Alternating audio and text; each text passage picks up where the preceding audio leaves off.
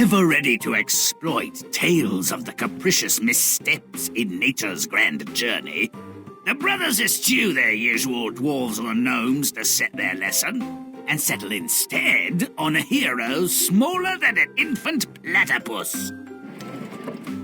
Thumbling, no bigger than an elephant turd, plays at being a courageous mite. Father, I must leave the shop and find something useful to do with my life. It's a wicked world, my son.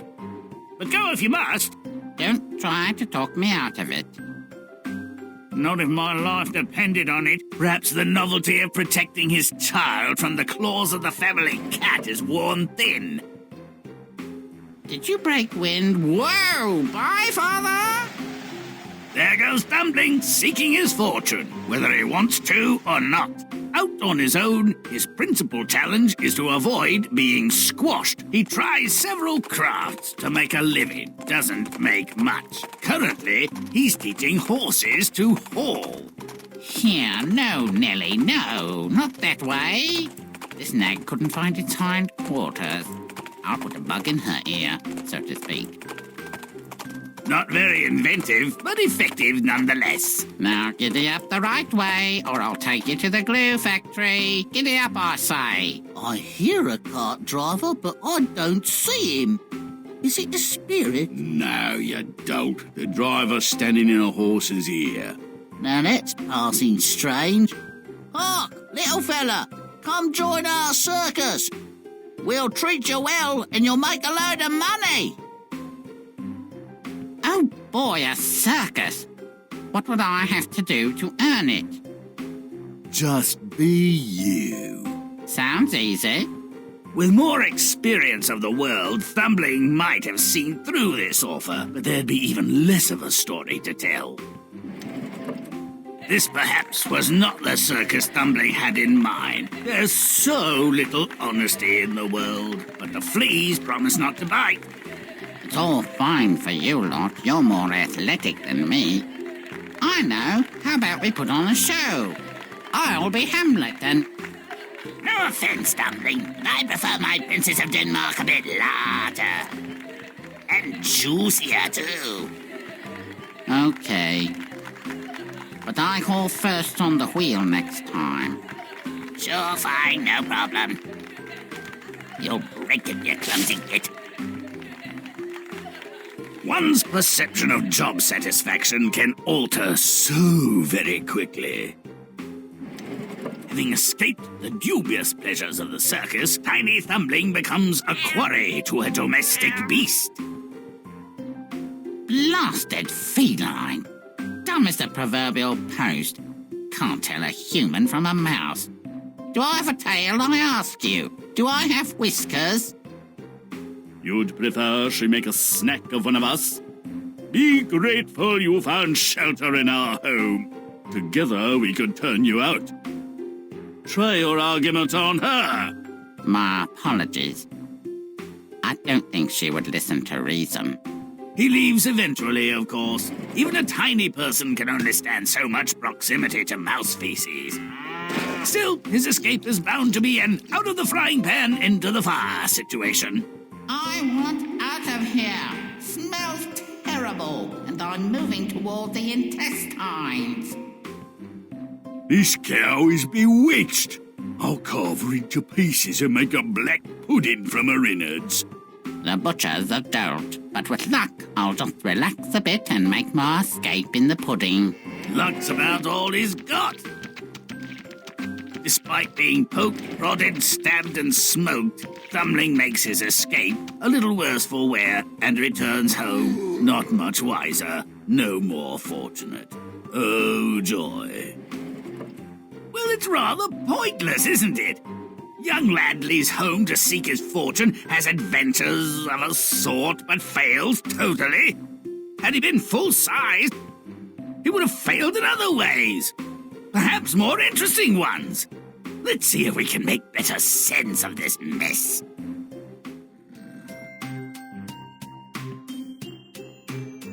When Thumbling threatens to leave his family, it's fair to wonder why. His life here seems so cozy and safe. A pint-sized person would need a very good reason to run away from such comfort. I believe I can help.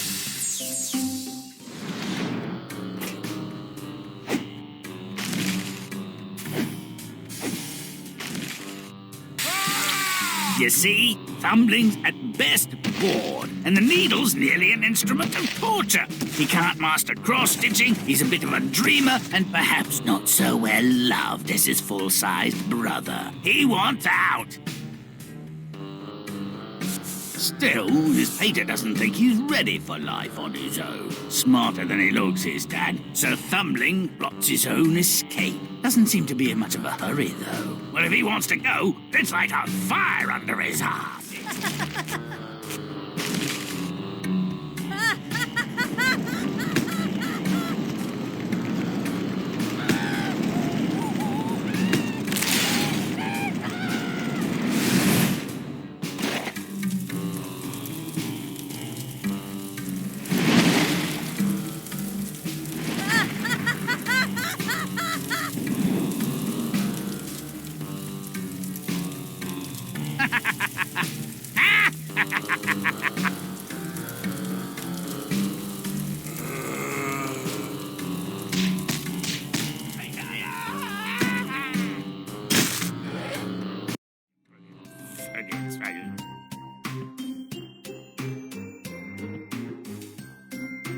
Thumbling's trying to display his horsemanship.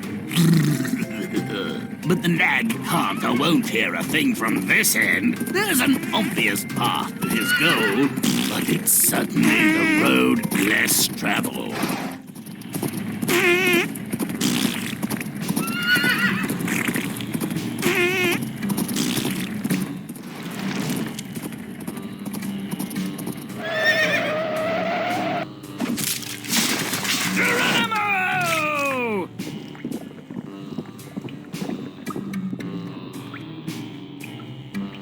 Thumbling tries a horse whisperer routine, directing the old horse where she needs to go.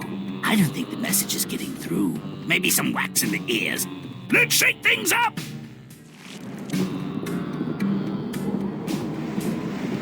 Oh, this can't be good. Stop! Stop!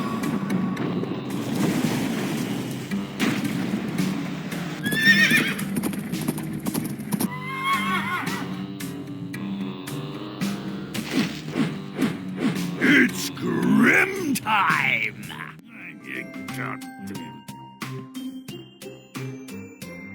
Having been shanghaied into service at the flea circus, Thumbling tries to fit in. The audience seems a little bored to me. Roll up, come close, my friends, for the greatest show on earth! Greatest tiny show. Tiniest great show. Indeed. I don't think these acts are death-defying enough. Let's make it really daring.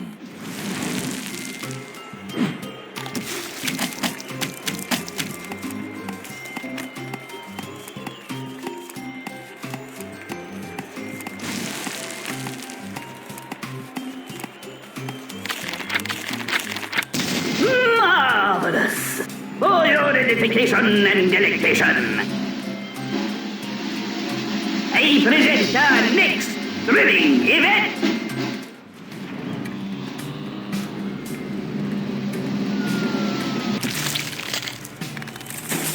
For our next event, an entertainment that will leave you breathless. Those with weak hearts, avert your eyes.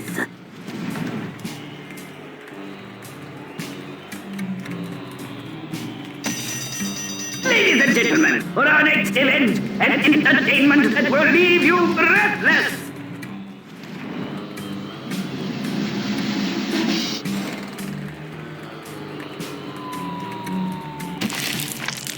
Ladies and gentlemen, how can we top that? You might well ask. Direct your attention to our next event. The crowd goes wild.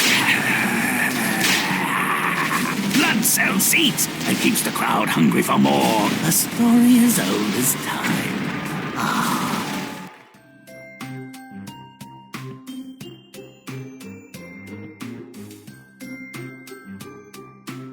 Well, this is another fine mess. Time to show 'em what lurks in the truly dark corners.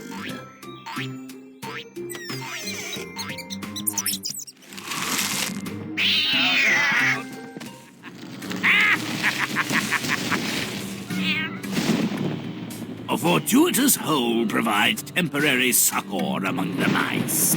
Lucky Thumbling. Place looks comfortable, but are his hosts happy at his arrival? Even Thumbling seems a little bored. So am I. Let's stir up a little chaos.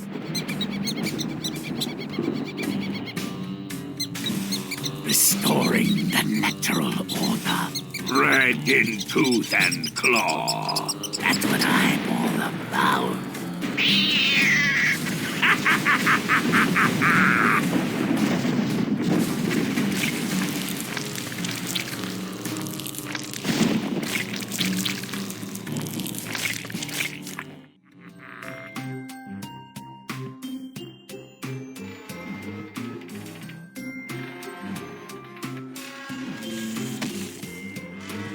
Now a butcher, baker and candlestick maker can't be far behind. I don't see much evidence of the dirty work. Let's get the blood flowing.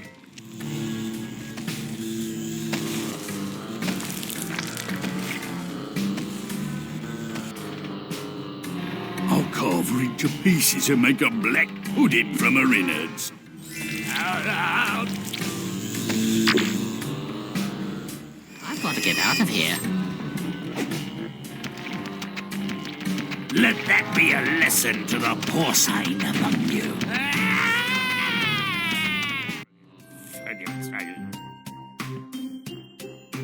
Seems the butcher supplies a nearby town. Guess those piggies are for the chop. Let's make bacon!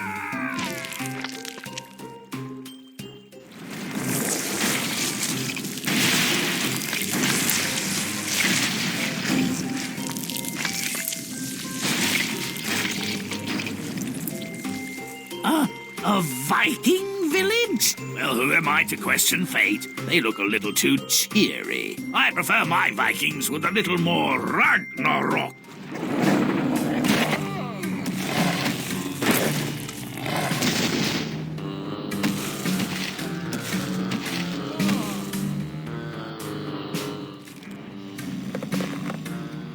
Thumbling set out to see the world. But he never thought he'd see it end. Ragnarok! Can't ask for better than that!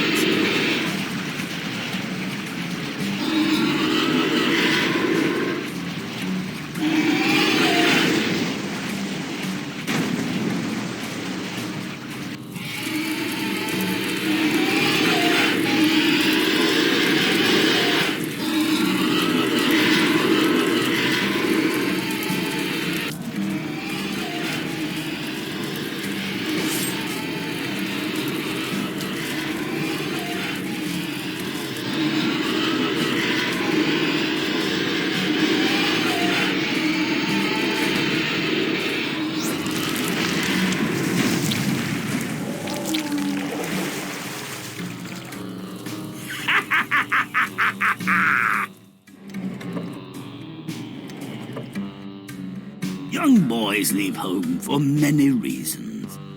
Adventure, money, or love are strong motivators.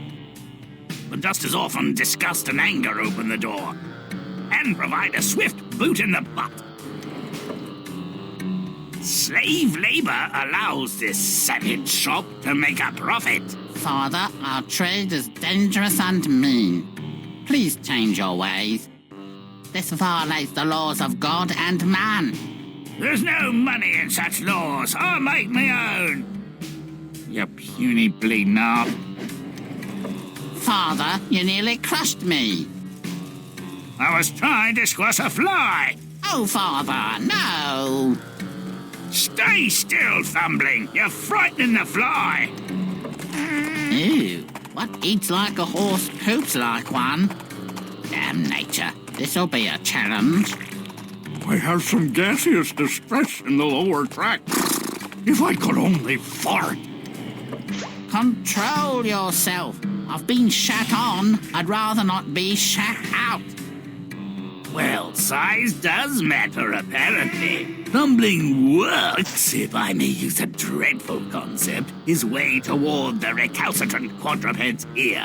This intestinal odyssey was really his only way forward. Hard to imagine a more disgusting journey. I love it. Ew, again. Talk about your waxy yellow build-up. Stop! Or you'll be on the next boat to France.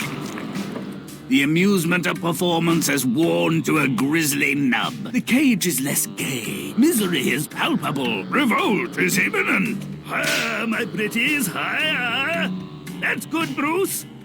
Use your brother as a springboard. There's blood in it. So much for honor among the viciously exploited. I've got to get out of here. Died unappreciated and abused in a defunct flea circus, not what you had in mind for your epitaph? Get in line. Thumbling, if not slightly smarter than the fleas, is a bit stronger. He makes his escape at their expense. Our boy eludes his oppressors, but is quickly forced to seek shelter from a ravenous, marauding feline. You have numbers on your side. With a coordinated plan, you could defeat your enemy. We are not Lilliputians. We are not heroes. Are we not, Mace? Our duty is to die, following token and totally ineffectual resistance. Come out now, little mousies. I'm a bit peckish. Let's meet the enemy head-on. We'll scratch out his eyes. By which Thumbling meant I'll escape while the cat scrapes your body parts from his teeth. Oh yeah, our thumb-sucking searcher winds up in a butcher shop gone rogue. Out of the feline frying pan into the slaughterhouse sausage. Thumbling has something more than bad karma, but his luck holds, I guess. He lives, though only to be abused. Mercy, you brute! You nearly separated my fingers from my hand! When a man is happy in his work, the loss of a couple of digits is a trivial price to pay. And if someone is unhappy in his work? He ends up like this pig. Never a dull moment. Another escape is required. No wonder the whole Viking town is ill or dead. They got tired of the halibut-only diet and gave themselves over to the butcher's diseased bear. Thumbling became a vegetarian. This is what life is really like.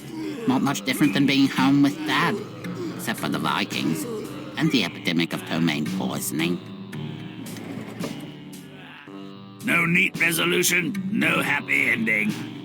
All you can say is the little guy's still alive and looking for trouble. He's bound to find it. May all our stories end so well.